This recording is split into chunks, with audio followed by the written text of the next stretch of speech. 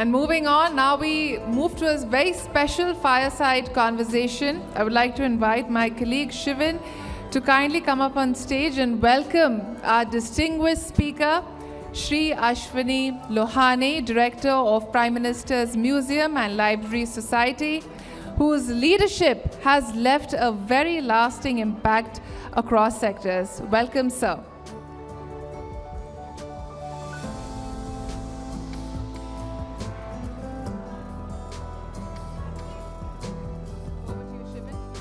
Thank you, Nikita. Mr. Lohani, absolute pleasure to be able to sit here with you and discuss. Of course, there's lots to understand, and I definitely like you to come in as well wherever you feel like adding anything which is beyond the questions. It's just a conversation that we're having, sir.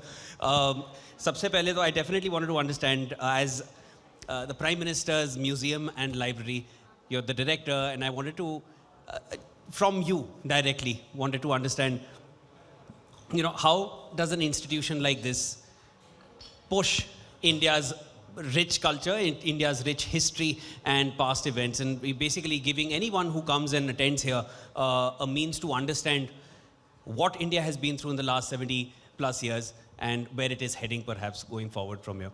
I'm sorry, I'm bombarding you with the question as soon as you've said. Please take your time. One is, this is a fireside chat. Where is the fire?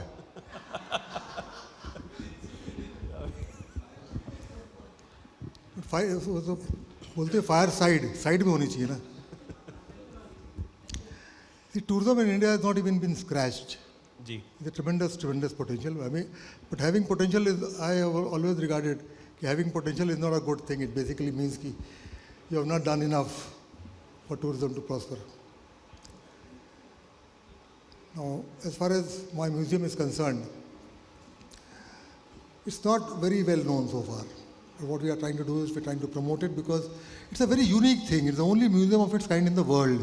पूरी दुनिया में इस तरह का museum नहीं है जो देश के सभी प्रधानमंत्रियों को या प्रेसिडेंट्स को, chief executive of the country को कि लाइव विजन एंड कंट्रीब्यूशन को शोकेस करे. It's the only museum of its kind in the world. That is a uniqueness. It's a damn good museum.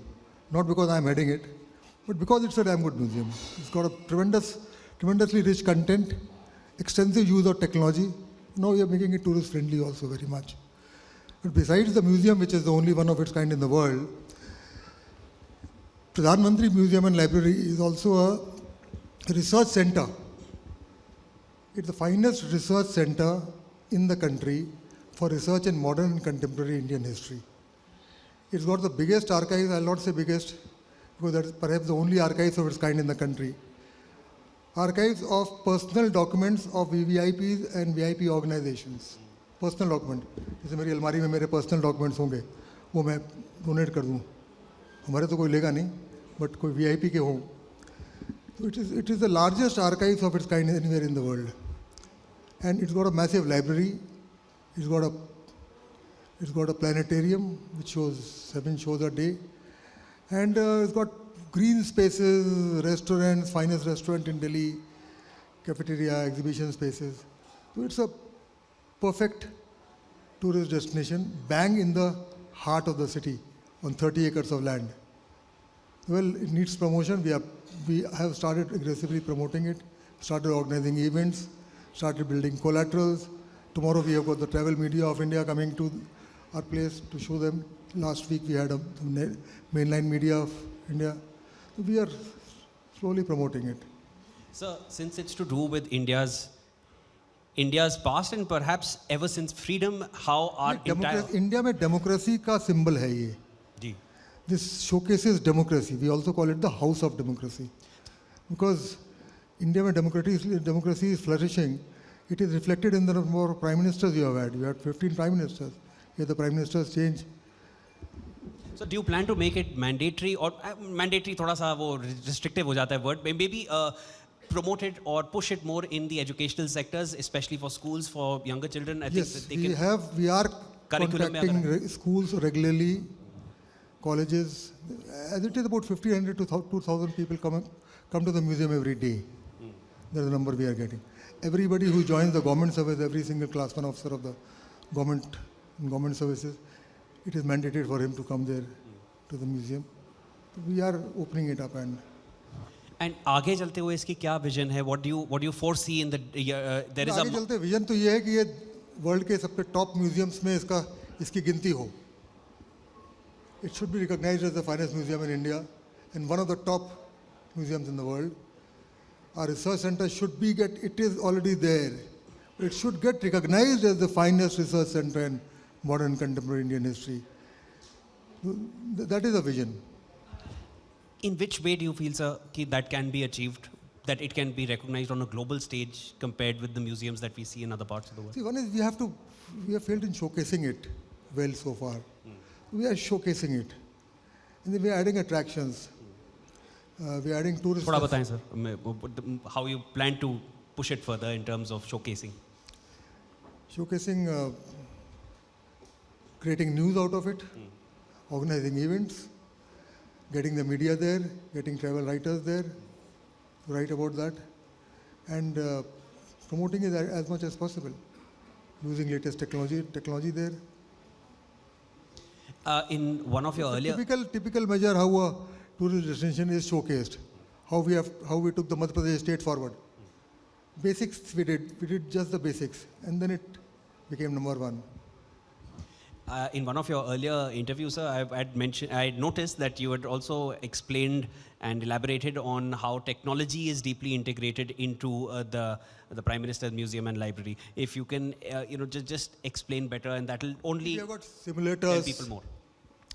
we have got experiential galleries. We have just created a gallery of using artificial intelligence, wherein you can speak to Sardar Patel and Abdul Kalam. And I think in another week, 10 days, you'll be able to speak to Gandhi. Ask him questions. You can ask questions to Sardar Patel, personal questions, official questions, questions which may be very close to his heart or which may not be very close to his heart. You can ask him any question and he gives a reply based on historical documents. So use of artificial intelligence we have increased. And sir, when you look at India as a tourist destination, you mentioned something in the beginning that we've not scratched the surface or beyond the surface. Do you feel so that in terms of our push for largely the tourism sector, is it more to do with, as you mentioned, that we're pushing the museum now? Has that been perhaps not at the fore of our push in the beginning? Where do you feel can be done more? देखिए, tourism की growth के लिए infrastructure बहुत important है. Infrastructure, fundamental basic infrastructure की बात कर रहा हूँ मैं. सड़कें अच्छी हालत में होनी चाहिए. Delhi is the gateway for international tourists to India. It's the gateway to Delhi and Mumbai are the two main gateways for international tourists. These cities should be clean. There should not be that much traffic. We should do something about the pollution. All this goes in making tourism. It is not only the tourist spot as such. कि वो बहुत शानदार होगा तो tourist दौड़ा चला आएगा, ऐसा नहीं है. You should have more the air seat capacity and the capacity of airports. Air seat capacity is getting utilized to the extent of about 85 to 88% right now. And the airport terminal utilization is to the level of 90%. So this is the maximum which you can achieve. You have to put in more airports. We have already moved in that direction. We started having a second airport in a city. Delhi has a second airport. Mumbai will be shortly having a second airport. Goa has a second airport. Airports are being made bigger. Nagpur is becoming bigger. Hyderabad became much bigger airport. So airport capacity has to go up. Then the flight capacity will go up. And then you will automatically have more number of tourists because that is the bottleneck right now. That was the bottleneck when I joined tourism sector in 1998. We were discussing about load factors and seat capacities. That is the bottleneck now. We have gone from 2 million to whatever it is, the number is 11 million, 12 millions.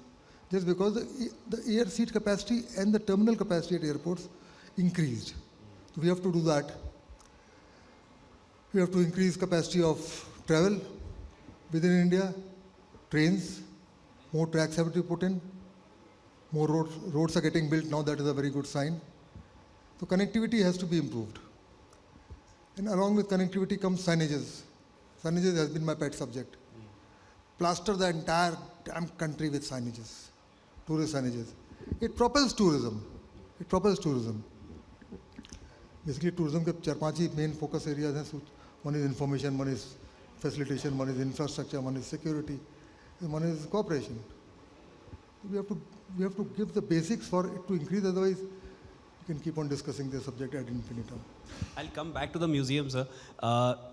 As far as India's prime ministers are concerned, and of course the sequence with which they've come and the historical facts ever since independence, what aspects of it and what more do you feel is going to be added in terms of the museum and the library?